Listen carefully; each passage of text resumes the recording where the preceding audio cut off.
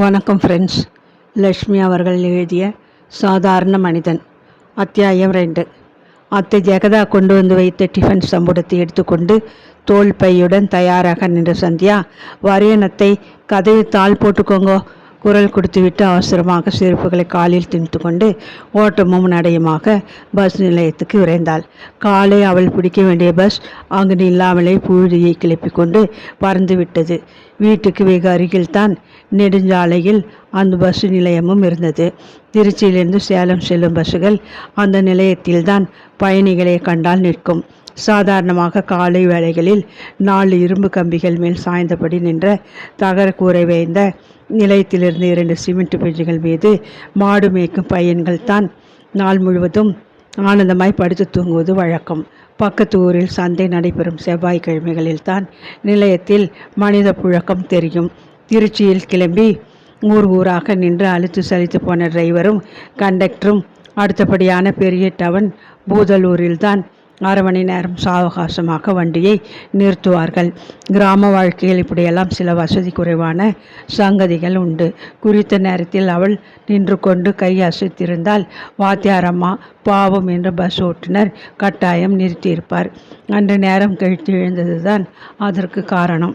இரவு முழுவதும் தூங்காது வலியுடன் பாடுபட்டும் அந்த தலைவலி நின்று இப்போது மனவலியுடன் அவள் புறப்பட்டிருந்தாள். அவள் பஸ்ஸை தவறிவிட்டதற்கு காரணமே முதல் நாள் காலை அவர்கள் வீட்டில் நடந்த குழப்பம்தான். ஆனால் பள்ளிக்கூட தலைவி அதை ஒப்புக்கொள்ள மாட்டார்களே. நிலையத்தின் அருகில் நின்ற சுமை தாங்கி மீது சாய்ந்தபடி சாலையை கவலையுடன் எட்டி பார்த்து கொண்டு நின்றாள். பூதலூர் போகும் வண்டியை அந்த திசையிலே காணவில்லை. ஒவ்வொரு நிமிஷமும் யுகமாக கணக்க கவலை தாழ முடியாது எட்டி பார்த்து கழுத்து வலிக்க நின்றாள். 12 கிலோமீட்டர் தொலைவிலிருந்து அடுத்த பெரிய டவுனான பூதலூரில் மங்கையர்கரசி மேல்நிலை பள்ளியில் தான் அவள் ஆசிரியராக வேலை பார்த்து கொண்டிருந்தாள். பள்ளிக்கூடம் ஆரம்பிக்கும் முன்னர் ஒவ்வொரு திங்கட்கிழமை காலையும் ஆசிரியைகள் அனைவரும் பள்ளி தலைவியை அவளது அறையில் சந்திக்க வேண்டும். ஒரு சில நிமிஷங்கள் தான் அந்த சந்திப்பு நேரம் என்றாலும் அத்தனை பேருக்கு முள் மேல் நிற்பது போன்றதொரு உபத்திரவமான அனுபவம். முகத்தில் கடுமை திரிக்க, வார்த்தைகளில் காரம் துணிக்க, படபடவென்று தன் ஆலோசனைகளை கொட்டும் தலைவிக்கு முன் வாயை திறக்க அஞ்சி அனைவரும் மௌனமாக பொம்மைகளாக அமர்ந்திருப்பது வழக்கம். அந்த சந்திப்புக்கு பின் திடீரென்று பெயர் சொல்லி ஒரு ஆசிரியை மட்டும் ஈர்க்க சொல்லிவிட்டு மற்றவர்களை தழுவி அனுப்பினால் கட்டாயம் ஏதோ விபரீதம் நடந்து விட்டிருக்கிறது என்று எல்லோரும் புரிந்து கொண்டு விடுவார்கள். தலைவி சரியான மண்டகப்படி செய்திருக்கிறாள் என்கிற கிசு பள்ளிக்கூடம் முழுவதும் வினாடியில் பரவி விடுவது வழக்கம். அன்று சந்தியாவின் உள்ளுணர்வு அவளை தீவிரமாகவே எச்சரித்து விட்டிருந்தது. அந்த திங்கட்கிழமை அவள் தலைவியிடம் வசமாகவே மாற்றிக்கொள்ளப் போகிறாள். பஸ்ஸை தவற விட்டு தாமதமாக வந்தது முதல் குற்றமாக அமையப் போகிறது. கலவரத்துடன் முகத்திலே பிடித்த வியர்வியை துடைத்து கொண்டு கழுத்தை நீட்டி எதிர்ப்புற சாலையை பார்த்தாள். நல்ல வேலை கொஞ்ச தூரத்தில் ஒரு பஸ் வருவது தெரிந்தது. பயணிகளை அணைத்து கொண்டு 2 பக்கமும் மாறி மாறி சாய்ந்தபடி விரைந்து வந்த அந்த பஸ் அவளை தாண்டி விடும் முன் கையை காட்டி அவள் ஸ்டாப் என்று பலமாக கூச்சலிட்டாள். முதல் நாள் நன்றாக சோப்பு போட்டு துவைத்து கஞ்சி போட்டு தானே இஸ்திரி போட்டு மடித்து வைத்திருந்த மல்மல் சேலையைத்தான் வேலைக்கு கட்டுக்கொண்டு கிளம்பியிருந்தாள். புஷ் என்று உடலை தழுவி கொண்டிருந்த சேலை அந்த கூட்டத்துக்குள் நசுங்கி மடிப்பு குலைந்து படாது பாடுபட்டு விட்டது. பூதலூர் நிலையத்தில் இறங்கியதும் கசங்கி போன சீலையை இழுத்து சீராக்கி கொண்டு நெற்றி மீது பறந்து விழுந்த முடியை ஒதுக்கி கொண்டு ஒரே மூச்சாக பள்ளிக்கூடத்தை நோக்கி விரைந்தாள். அதற்குள் தலைவி தந்த அறையில் மற்ற ஆசிரியர்களுடன் பேசி கொண்டிருந்தாள். மன்னிக்கவும். பரபரப்புடன் உள்ளே நுழைந்த சந்தியாவை அனைவரும் அதிசயமாக பார்த்தனர். ஏன் இத்தனை நேரம்? தலைவி கேட்கவில்லை. மூக்கு கண்ணாடி ஒழிய முறைத்த பார்வை அவளை வெட்டியது. வெட்கத்தில் குன்றி போனாள் சந்தியா. நெஞ்சு படப்படக்க மூச்சு திணற காலியாக ஒரு நாட்காலியில் மெல்ல அமர்ந்து கொண்டாள். வழக்கம் போல தலைவி பொதுப்படியாக பள்ளி நிர்வாகத்தை பற்றி பல குற்றச்சாட்டுகள் குறைகளை கூட்டிவிட்டு தனது அற்புதமான யோசனைகளை உதிர்த்துவிட்டு சந்தியாவின் பக்கம் திரும்பினாள். மிஸ் சந்தியா, உன்னோடு கொஞ்சம் தனியாக பேசணும். தலைவி சொன்னது மற்றவர்கள் இழுந்து அறையை விட்டு மாயமாக்கினர். சந்தியா முகம் சிவந்து நெஞ்சு பதறி போனாள். ஏன் நேரம் கழித்து வந்தாய் என்று முதலில் கேட்கப் போகிறாள். நாம் அவள் மேல் வேறு என்ன குற்றம்? அவள் சம்பளம், அத்தையின் ஜீவனாம்ச தொகையில் கிடைக்கும் கொஞ்சம் வட்டி, தோட்டத்தில் பயிரிடுபவர்களை சந்தையிலும் பூதலூர் காய்கறி மார்க்கெட்டுக்காரர் ஒருவரிடமும் விற்று வருகிற சொற்ப தொகையும் சேர்ந்து அவர்கள் இருவரும் தேவை தெரியாது வாழ முடிந்தது. ஒரு சிறு தொகையை வருங்காலத்துக்கு சேமித்து வைக்கவும் முடிந்தது. வேலை தேவையில்லை என்று தலைவிடம் முறைத்து கொண்டு அவள் வெளியேற முடியாது. அப்பா சிரமப்பட்டு அவளுக்கு வாங்கி தந்த அந்த வேலை போய்விட்டால் பிறகு பிசாசுக்கு வாழ்க்கைப்பட்டால் புளிய மரத்தின் ஏறித்தான் ஆக வேண்டும். அதுபோல இந்த பள்ளிக்கூடத்தில் அந்த தலைவீடு வந்து ஆகப்பட்டு கொண்டு விட்டாள். வாயை திறந்து எதிர்த்து பேச கட்டுப்படியாகாதே. தலைவி நாட்காலியில் கால் மேல் கால் புட்டு கொண்டு உட்கார்ந்தபடி அவளை வெறித்து பார்த்தாள். பஸ் தவறிவிட்டது. அதனாலே காலை மீட்டிங்குக்கு லேட்டுன்னு கதை தேவையில்லை. பஸ்ஸை தவறவிடக்கூடாது. தொலை தூரத்தில் இருக்கிறவங்க சீக்கிரமே வீட்டை விட்டு கிளம்பிடணும். நான் அதை பற்றி பேச உன்னை நிறுத்தி வைக்கவில்லை. பொது பிரார்த்தனை நேரம் நெருங்கிவிட்டது. சுருக்கமாக கேட்குறேன். உன் வகுப்பில் ராதிகான ஒரு பெண் இருக்காள் இல்லையா? உயரமாக, கொஞ்சம் சிவப்பு, சுருண்ட முடியும், துரு துரு கண்களுமாக இருந்த ராதிகாவை அவளுக்கு நன்றாகவே தெரியும். பின் வரிசையில் உட்கார்ந்து பாட புத்தகத்துள் கதை புத்தகத்தை வைத்து படிப்பவள். சினிமாவிலே அதிக நாட்டம் உடையவள். அடிக்கடி வகுப்புக்கு மட்டம் போட்டு விடுவாள். பூதலூரில் வசிப்பவள். பெற்றோர்கள் சென்னையில் இருக்கிறார்கள்.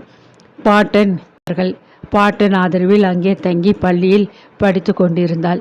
இத்தனை விவரம் அவளை பற்றி சந்தியாவுக்கு தெரியும். சில நாட்களாக நான் அந்த ராதிகாவை சஞ்சீவி கல்லூரி வாசலில் இருக்கிற பெரிய ஆலமரத்துக்கிட்டே ஒரு பையனோடு பார்க்கிறேன். காலை மாலை 2 வேளையும் அவனோடு சிரித்து கொண்டு பேசுவதை கவனிக்கிறேன். அதை பற்றி விவரம் உனக்கு ஏதாவது தெரியுமா? நீ அவளை இதற்காக ஏதாவது கண்டிச்சிருக்கிறியா? அதட்டலாக வினவினாள். பள்ளிக்கூடத்துக்குள்ளேயே மாணவிகளிடம் கண்டிப்பாக இருக்க முடியாத காலம் இது. வெளியில் அவர்களது தனிப்பட்ட வாழ்க்கையில் தலையிட்டால் பெரிய வம்பாகிவிடும். சொல்ல துடித்தாள் அவள். பேச பயந்து தலையை அசைத்தாள். நல்ல அறிவுள்ள, பண்பான, ஒழுக்கமுள்ள பெண்களை உருவாக்க வேண்டியது ஆசிரியர்களான நமது கடமை இல்லையா? சோடா பட்டில் கண்ணாடி வழியே உறுத்து பார்த்தாள் தலைவி. கடமைதான். ஆனால் அதை வெற்றியோடு செய்து முடிக்க எத்தனை இடர்கள், வெளி உலகில் இருக்கின்றன என்பது உங்களுக்கு தெரியாதா? கிளிகிழிப்பூட்டும் கதைகள் நிறைந்த புத்தகங்கள், சினிமாக்கள், இன்னும் எத்தனையோ மாணவிகளின் திசையை திருப்ப காளான்களாக உருவாகி கொண்டிருக்கும் போது ஒரு சில பெண்களான நாம் ஓங்கி கத்தி என்ன பயன்? நமது குரல் அவைகள் மத்தியில் அடங்கி போகும். +2 படிக்கும் மாணவிகள் எத்தனை பேர் சினிமாவில் கதாநாயகியாக நடிக்க விரும்புகிறார்கள் என்ற புள்ளி விவரம் உங்களுக்கு தெரியுமா? காதலிக்க நேரமில்லை, காதலித்தும் பயனில்லை, படியுங்கள் குழந்தைகளா என்று பஜனை செய்தால் 10ஆம் பசுலிகள் என்று பட்டம்தான் கிடைக்கும்.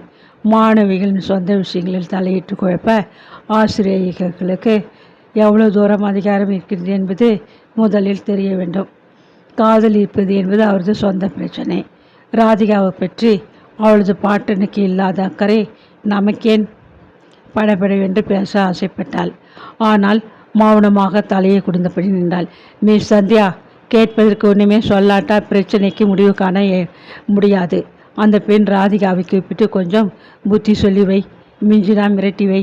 அடுத்த திங்கள் காலை உரிய நேரத்தில் பஸ் பிடித்து மீட்டிங்குக்கே குறித்த நேரத்துக்கு வந்துவிடு. இதுவே நீ தாமதமாக வர்றது முதலும் கடைசியுமாக இருக்கட்டும். தலையாட்டிவிட்டு அவள் மௌனமாக வெட்கத்தையும் துக்கத்தையும் அடக்கி கொண்டு பிரார்த்தனை கூட்டத்திலே கலந்து கொண்டாள். மங்கைக்கரசி மேல்நிலை பெண்கள் பள்ளியில் அவள் 10வது வகுப்பில் ஆசிரியை. வகுப்பு ஆரம்பத்தில் முதலாவது அவள் மாணவிகளுக்கு ஆங்கில பாடம் எடுக்க வேண்டும். வகுப்புக்கு நுழையும் போது முதலில் அவள் கண்ணில் பட்டவள் அந்த ராதிகாத்தான். எரிச்சல் பற்றி கொண்டு வந்தது. அவளுக்கு இரவு முழுவதும் சரியாக தூங்காததன் சோர்வு தான் அவள் நேரம் கழித்து எழுந்ததன் காரணம். பஸ்ஸை அதனால் தான் தவற விட்டிருந்தாள். அன்று அவளுக்கு தலைமை ஆசிரியை அளித்த சூடான வரவேற்புக்கு ஒட்டுமொத்தமாக காரணமானவன் அவள் அருமை அத்தான் குமரேசன். சனி ஞாயிறு 2 தினங்களிலும் சந்தியா அத்தைக்கு உதவியாக வீட்டு வேலைகளை பொறுப்புடன் கவனிப்பது வழக்கம். சனிக்கிழமை மாலை முழுவதும் அத்தை தற்காலிகமாக அமர்த்தியிருந்த தோட்டக்காரனுடன் செடிகளுக்கும் மற்ற பயிர்களுக்கும் உரம் போடுவதிலும் தண்ணீர் பாய்ச்சுவதிலும் கவனமாக தோட்டத்தை சுற்றி வந்து களைத்து போய் விட்டிருந்தாள். அதனால் மறுநாள் காலை வீட்டு வேலை அனைத்தையும் தானே செய்துவிட்டு அத்தைக்கு ஓய்வு தருவது என்ற பலத்த தீர்மானத்துடன் தான் பரபரப்பாக அவள் சமையல் அறையில் காரியங்களை கவனித்து கொண்டிருந்தாள். அத்தை ஸ்நானத்தை முடித்துக்கொண்டு ஈரக்கூந்தலை காய வைத்தபடி முற்றத்து குரட்டில் உட்கார்ந்து கொண்டு நமச்சிவாய பதியத்தை உரத்து படித்து கொண்டிருந்தாள். பின்னர் தான் காப்பி பலகாரம் சாப்பிடுவதாக உத்தேசம். அது சமயம் வாயிலில் புழுதியை பரப்பி கொண்டு வந்து நின்ற பெரிய படகுக்காரை அவள் கவனிக்கவில்லை. ஈரக்கைகளை துண்டில் துடைத்து கொண்டு வெளியே ஓடி வந்த சந்தியா திடுக்கிட்டு போனாள். அவளது அக்கா சூர்யா தன் கணவன் குமரேசனோடு தனது 5 குழந்தைகளை ஊரான் வீட்டுக்காரில் அழைத்து கொண்டு விடுந்ததும் விடையாததுமாக திருச்சியிலிருந்து புறப்பட்டு வந்திருக்கிறாள். அவள் அத்தான் குமரேசனுக்கு திருச்சி நகரில் ஒரு பெரிய மோட்டார் ரிப்பேர் தொழில்கூடம் இருந்தது. நகரிலும் வெளிப்புறத்திலும் உள்ள பெரிய மனிதர்கள் நிறைய பணம் போட்டு வாங்கிய தமது ஃபாரின் கார்களை அவரது தொழில்கூடத்தில் தான் பழுது பார்க்க அனுப்புவது வழக்கம். கட்டினவனுக்கு ஒரே ஒரு வீடுதான் சொந்தம், கட்டாதவனுக்கு குடியிருக்கும் அத்தனை வீடுகளும் அந்த சமயத்துக்கு சொந்தம் என்பது போல பழுது பார்க்க வரும் கப்பல் கார்களில் ஒன்றை எடுத்துக்கொண்டு அவர் தம் பரிவாரங்களுடன் அப்போதைக்கு அப்போது அங்கு வந்து விடுவார். காலையில் வந்தால் சூர்யா லேசில் திரும்ப மாட்டாள். அவளையும் சிகரெட்டை சங்கிலி தொடராக பிடித்து வீட்டையே நாற்றமடிக்க வைக்கும். அவளது கணவரையும் அவர்களது இரட்டை வாழ் குழந்தைகளையும் சமாளித்து அனுப்புவதற்குள் சந்தியாவுக்கு போதும் என்றாகிவிடும். இந்த முறை குமரேசன் உள்ளே புயலாக வந்து நுழைந்த போதே அவள் புரிந்து கொண்டாள். நமச்சிவாய பதிகத்தை பாதியிலே திருச்சிற்றம்பலம் என்று முடித்தும் புள்ளி வைத்துவிட்டு அத்தை வியப்புடன் எழுந்து நின்றாள். டீச்சர், குறிப்பிட்ட குரல் கேட்டு விழித்து கொண்டாள் சந்தியா. தலையை சுற்றிட்டு மயக்கமாக வருது டீச்சர், குடிக்க கொஞ்சம் தண்ணி வேணும். ராதிகா கேட்டதும் திகைப்புடன் பின்வரிசையில் பவ்யமாய் நின்று கொண்டிருந்த அந்த பெண்ணிடம் ஓடி அவளை தாங்குவதற்குள் அவள் அப்படியே சரிந்த தரையில் சுருண்டு மயக்கமாக விழுந்து விட்டாள். அவ்வளவுதான். அங்கே ஒரே கூச்சல் குழப்பம். சில பெண்களின் உதவியுடன் மயங்கி கிடந்த ராதிகாவை தூக்கிச் சென்று அடுத்த அறையில் இருந்த பெஞ்சில் கிடத்தினாள். சத்தம் போடாமல் எல்லோரும் வகுப்பில் உட்காருங்கள். மற்ற மாணவிகளுக்கு உத்தரவிட்டாள். ஒரு மாணவியை அழைத்து தலைவிக்கு தகவல் தெரிவிக்க சொன்னாள். பள்ளிக்கூடத்து பியூனை அழைத்து அருகில் உள்ள 24 மணி கிளினிக்கிலிருந்து யாராவது ஒரு டாக்டரை உடனடியாக அழைத்து வர சொன்னாள். ஒரு டம்ளரில் தண்ணீரை நிறைத்து எடுத்து கொண்டு சென்று மயங்கி கிடந்தவள் முகத்திலே சிறிதளவு தெளித்தாள். பின்னர் அவளை மெல்ல தன் மார்பின் மீது சாத்தி கொண்டு டம்ளரிலிருந்து கொஞ்சம் தண்ணீரை புகட்ட முயன்ற போது அருகில் நிழலாடுவதை உணர்ந்து நிமிர்ந்தாள்.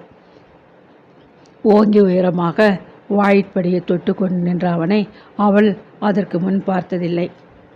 ஆனாலும் ஆண்டாண்டு காலம் பார்த்து பழகியவன் போல் அவனது புன்னகையில் உள்ளம் பரவசமடைவதை உணர்ந்து திடுக்கிட்டு போனாள். என்னாச்சு? கேட்டுக்கொண்டே வெள்ளை சஃபாரி சூட்டில் கம்பீரமாக தெரிந்த அவன் உள்ளே வந்து மருந்து பெட்டியை பெஞ்சியின் ஓரத்தில் வைத்துவிட்டு ஸ்டெத்தஸ்கோப்பை கையில் எடுத்தான். அதற்குள் தலைவி பரபரப்புடன் ஓடி வந்தாள். இந்த மாணவி திடீரென்று மழங்கி விழுந்துட்டான். தலைவியை பார்த்து அச்சம், அவனை பார்த்து இனவிளங்காத ஒரு பரவச உணர்வு. தன் பார்வையை மீண்டும் ராதிகாவின் பக்கம் திருப்பினாள். 3 அவர்கள் இருவரையும் கூட அறைக்குள் இருக்கும்படி சொல்லிவிட்டு கதையை சாத்திவிட்டு அவன் தன் சோதனை குழாயை எடுத்து மயங்கி கிடந்தவளை பரிசோதிக்க ஆரம்பித்தான்.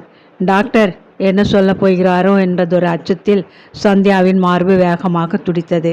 ராதிகாவுக்கு இளம் வயது. பருவ கோளாறு ஏதாவது நடந்து விட்டிருந்தால் சந்தியா பள்ளிக்கூடத்தில் படித்த காலத்தில் இப்படித்தான் ஒரு பெண் வகுப்பில் மயங்கி விழுந்தாள். அந்த மயக்கத்தின் காரணம் வேறு என்ற விஷயம் அம்பலமான போது ஊரே 2 பட்டு போன விவரம் நினைவுக்கு வரவே அவள் உடல் பயத்தில் நடுங்கியது. அத்தனை கவலையையும் தீகிலையும் அது சமயம் அனுபவிக்க வேண்டியவர்கள் அந்த பெண்ணின் பாட்டனும் பாட்டியும் தான். ஆனால் வகுப்பு ஆசிரியர் என்ற முறையில் சந்தியா அவைகளில் மூழ்கியிருந்தாள். ஒன்றுமில்லை, வெறும் பசி மயக்கம், கொஞ்சம் குளுக்கோஸ் கலந்து கொடுத்தால் சரியாகிவிடும் சொல்லிக்கொண்டே அவன் தலைவியை பார்த்து புன்னகைத்தான்.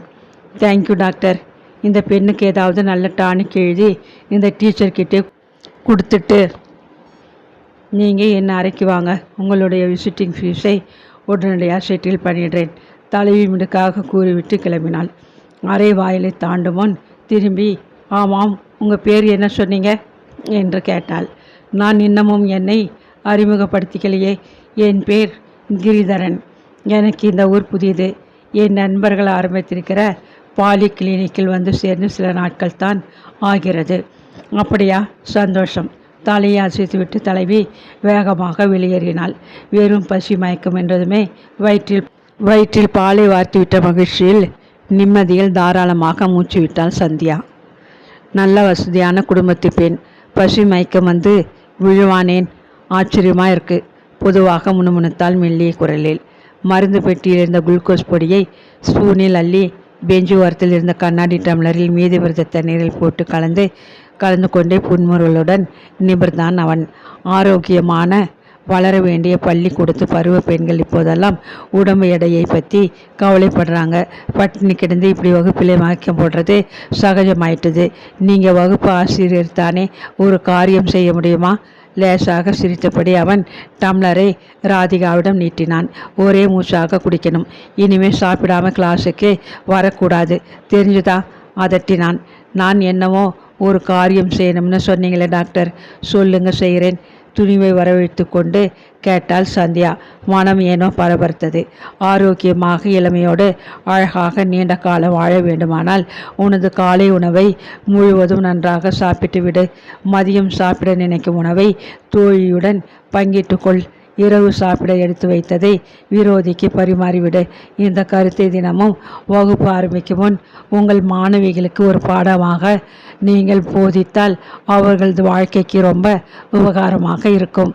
கல்கென்று சந்தியா சிரித்துவிட்டாள். டாக்டர் மகா பொல்லாதவராக இருக்கிறாரே, வேடிக்கையாக பேசுகிறாரே.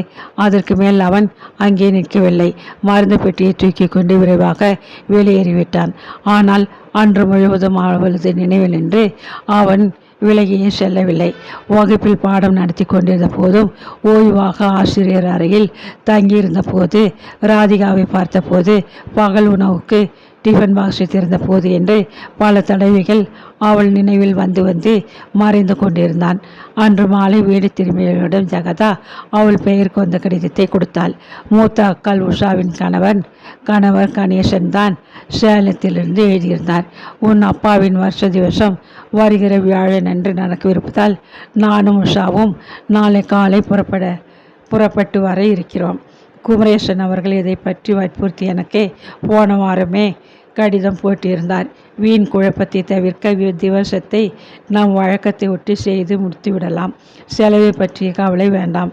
நானும் உஷாவும் எங்களால் ஆனவரை கூட இருந்து உதவி செய்வதாக தீர்மானித்திருக்கிறோம். உன் அப்பாவுக்கு இதை பற்றிய அபிப்பிராயமே வேறாக இருந்தது. அவர் இறந்து போவதற்கு சில நாட்கள் முன்பு ஒரு தடவை என்னிடம் மனம் விட்டு பேசியதை இங்கே குறிப்பிட விரும்புகிறேன். தமது மறைவு நாள் அன்ற கோவிலில் ஒரு அர்ச்சனையும், ஏதாவது ஒரு ஏழை குழந்தைக்கு சாப்பாடும், கட்ட துணியும், படிக்க தேவையான புத்தகமும் வாங்கி தந்தால் போதும். மற்றபடி ஊர் கூட்டி அமர்க்கலப்படுத்த தேவையில்லை என்று கண்டிப்பாக கூறியிருந்தார். ஆனால் குமரேசன் இந்த கருத்தை ஒத்துக்கொள்ள மாட்டார். மற்றவை நேரில். கணேசன் கடிதத்தை மடித்து கோபத்துடன் மேஜை மீது வைத்தாள். குமரேசன் அத்தான் லேசுப்பட்டவர் அல்ல. அந்த பக்கம் புறப்பட்டு வந்து குழப்பம் விளைவித்து போயிருக்கிறார். ஒரு பெண் தன்னந்தனியாக வாழ நேர்ந்து விட்டால் என்றதும் அத்தனை இழப்பமா? பற்களை கடித்தாள். முதல் நாள் மாலை அவர் வீட்டுக்குள் வந்து நிகழ்த்திய ஆர்ப்பாட்டம் நினைவுக்கு வந்தது. வாயிற்படியை பிடித்து கொண்டு நின்றாத்தான் குமரேசன் அவளை எரித்து விடுவதைப் போல உறுத்து பார்த்தார். சும்மா தான் கேட்கிறேன். வீடு வாங்க வந்த மனுஷனை 2 பேரும் ஓட ஓட விரட்டுறீங்களாமே. அவரை என்ன நினச்சிக்கிட்டு இப்படி பேசின சந்தியா? உங்கள் தோட்டம் கொத்த வந்த ஆள்னு நினைப்பா என்ற அங்கவஸ்திரத்தை ஆத்திரத்துடன் உதறி ஜீப்பா மீது போட்டுக்கொண்டார். குமரேசன் அவள் அக்கா சூர்யாவின் கணவன். அவளை வேண்டுமானால் கணவன் என்கிற தகுதியில் அதட்டி உரட்டி மிரட்டலாம். சந்தியாவை அதட்டி கேட்க அவனுக்கு என்ன அதிகாரம்? வார்த்தைகளை வாரி வீசிவிட முடியும் அவளுக்கு. அக்கா முகத்துக்காக பொறுமையுடன் புன்னகைத்தாள். வீட்டை விற்க போகிறதிலே முடிவு செய்து விட்டோம். அதை சொன்னோம். வீட்டை விற்காட்டி, வரதட்சணை பணம் இல்லாட்டி எவன் உன்னை கட்டிக்குவான்? எவனும் கட்டிக்க தேவையில்லை. இப்படியே இருந்துட்டு போகிறேன். பேச மாட்டேன். உங்கள் அப்பா மற்ற பெண்களுக்கு துரோகம் பண்ணிட்டு வீட்டை உன் பேரில் எழுதி வச்சுட்டு போயிருக்கார். அந்த திமிர் அப்பா உடம்புக்கு முடியாமல் இருக்கும்போதே வீட்டை பற்றின பிரச்சனைகளை நீங்கள் 2 அத்தான்களும் அவரிடமே பேசி ஒரு வழியாக முடிச்சிருக்கணும். குமரேசு, உட்காரப்பா. குழந்தைகளையும் சூர்யாவையும் உள்ளே கூப்பிடு. அந்த மனுஷன் தன் கப்பல் காரை கொடுத்து என்னை அனுப்பி வீட்டை பற்றி தீர்மானமாக கேட்டுட்டு வர சொன்னதாலே புறப்பட்டு வந்திருக்கேன். விருந்து சாப்பிட மருமகனா இங்கே வரலை. வீடு விற்கும் தரகராக வந்திருக்கீங்களா தான்? நாக்கு நுனை வரை வந்துவிட்ட வார்த்தைகளை கடித்து கொண்டாள் சந்தியா. எழவிருந்த ஒரு பெரிய சண்டையை தவிர்க்க, அத்தான் உங்களுக்கு பிடிச்ச இடியாப்பம் அத்தை செய்திருக்காங்க. காபி பலகாரம் சாப்பிட்டுட்டு கொஞ்சம் இலைப்பாரிட்டு பிறகு பேசலாமே உபசரித்தாள். வீட்டை பற்றி பேச வந்தேன். இடியாப்பம் சாப்பிடவும் இலைப்பாரவும் வரலை. உங்கள் அப்பா திவசம் வேற வருது. அதை பற்றி ஏதாச்சும் முடிவு செய்தியா? பிள்ளை இல்லாத மனுஷன்ட்டு பரிதாபப்பட்டு மூத்த மாப்பிள்ளை கணேஷ் அவருக்கு கொல்லி போட்டு கரையேற்றிட்டார். இப்போ வருஷ திவசம் வருது. எடுத்து செய்ய வேண்டாமா? செஞ்சா போச்சு. அப்பாவுடைய கொள்கைகள் பற்றி உங்களுக்கு தெரியும். ஆமாம், உங்கள் அப்பா பெரிய சீர்திருத்தவாதி. அவர் பாட்டில் சொல்லிட்டு போயிட்டா சரியாக போயிடுமா? ஐதீகம்னு ஒன்று இருக்கு இல்லையா? ஊர் உலகத்தை மதிக்க வேணாமா? உறவுக்காரர்களுக்கு பதில் சொல்ல வேணாமா? ஆண் துணை யாரும் இல்லாத 2 பெண்கள் தனிமையில் வசிக்கிறார்களே என்று உதவ ஊர் உலகமுமா முன் வந்தது? உறவினர்கள் தான் அக்கறை காட்டினாங்களா? அவங்க அபிப்பிராயத்தை பற்றி எனக்கு கவலை இல்லை. ஆவேசமாக பேச ஆத்திரமாகத்தான் இருந்தது. அத்தான், குழந்தைகளையும் அக்காவையும் உள்ளே அழைச்சிக்கிட்டு வாங்க. வாசலிலே நின்றுக்கிட்டு இது என்ன வம்பு? தன்னுள் எழுந்த கோபத்தை அடக்கி கொண்டு சிரிக்க முயன்றாள். அன்று அவர்கள் வீடு அமர்க்கலப்பட்டு போயிற்று. அவர்கள் திருச்சிக்கு திரும்புவதற்குள் சந்தியாவும் அத்தையும் ஓடி ஓடி வேலை செய்து ஓய்ந்து போய்விட்டிருந்தனர். இப்போது வியாழன் என்று மறுபடியும் குழப்பமா? உத்தரவு வாங்கி கொண்டு அத்தை கடிதத்தை படித்தாள். அவள் நெஞ்சு கோபத்திலே கொதித்தது. குமரேசனை பாம்புனும் தாண்டவும் முடியாது, பழுதுன்னு மிதிக்கவும் முடியாது. ரொம்ப எக்கச்சக்கமான பேர்வழி. நமக்குன்னு இப்படி ஒரு மருமகன். ஐயோ, வருஷ திவசம் வருதேன்னு வயிற்றுல நெருப்பை கட்டிக்கிட்டு இருக்கேன். என்ன கூத்தடிக்க போகிறானோ இவன், அத்தை புலம்பினாள். அவர்கள் பயந்து வியாழக்கிழமையும் வந்து சேர்ந்தது. முதல் நாள் இரவே தங்கள் காரில் கணேசனும் அக்கா உஷாவும் வந்து சேர்ந்து விட்டனர். மூத்த அக்கா தேவையான சாமான்களுடன் தான் புறப்பட்டு வந்திருந்தாள். அன்று வேலைக்கு லீவு போட்டுவிட்டு சந்தியா அத்தைக்கு உதவியாக இருந்தாள். குமரேசன் வழக்கம் போல் பழுது பார்க்க வந்த கார் ஒன்றை எடுத்துக்கொண்டு தமது படையுடன் வந்து இறங்கினார். எவ்வித குறையும் இன்று திவசம் நடந்தேறியது.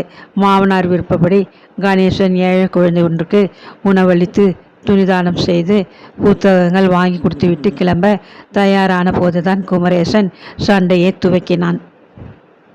சந்தியாவுக்கு நீங்கள் தான் புத்தி சொல்லணும்.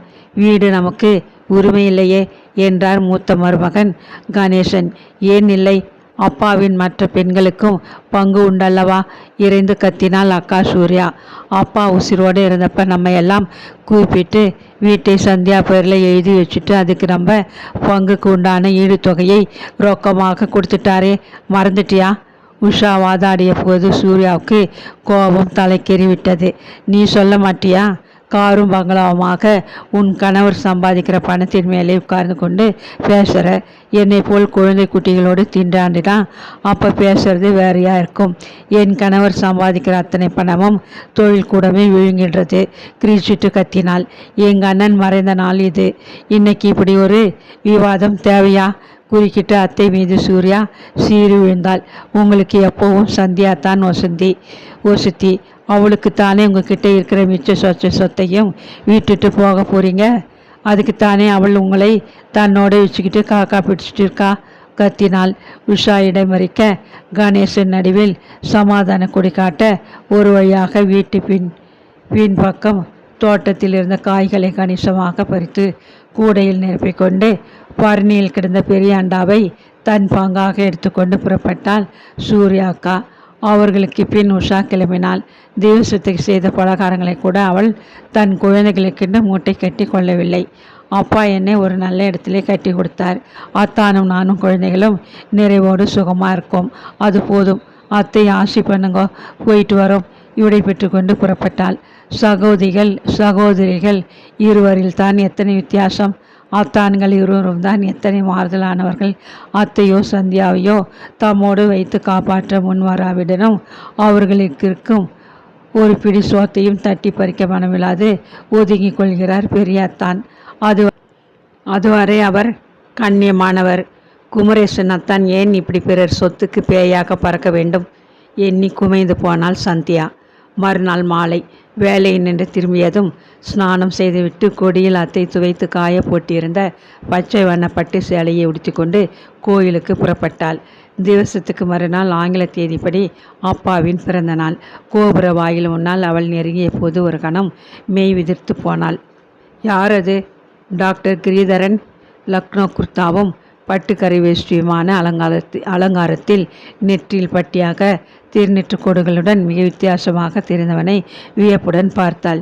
இங்கே எங்கே வந்திருக்கிறார் என்று கேட்பது போல வியப்புடன் பார்த்தவளை அவனும் அதிசயமாக நிமிர்ந்து பார்த்தான்.